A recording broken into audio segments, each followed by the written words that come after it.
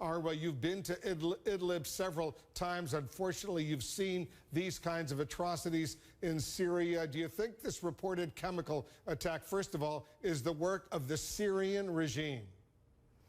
Well, that's what opposition activists are on the ground are saying and reporting. In fact, one local journalist who filmed some of the images that have been put out there told CNN that there were multiple strikes that morning and that he was hiding under a building in a bomb shelter. He also said that when he finally came out, he had trouble breathing. He was speaking with the doctors there. He was coughing very heavily. You know, the Secretary of State, Rex Tillerson, Arwa, has said that the long-term status of the Syrian President Bashar al-Assad will be decided by the Syrian people. I want you to listen to what Senator John McCain said this morning in reacting.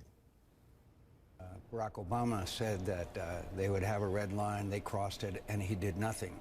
And Bashar Assad and his friends, the Russians, take note of what Americans say. I'm sure they took note of what our Secretary of State said just the other day, that the Syrian people would be determining their own future themselves. That one of the more incredible statements I've ever heard.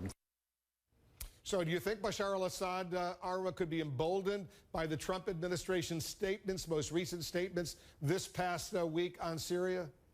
I think that's a pretty safe assumption to make. As we heard there, the Syrian president was emboldened by the fact that former President Barack Obama's red line was crossed, and there was absolutely no accountability, Wolf. But this certainly sends a very stark and disheartening message. If the United States, of all countries, is going to allow these kinds of actions, these kinds of deaths, these kinds of acts of sheer and utter incomprehensible violence to go forward, then what has happened to the humanity that America is meant to be upholding? What has happened to America's moral high ground?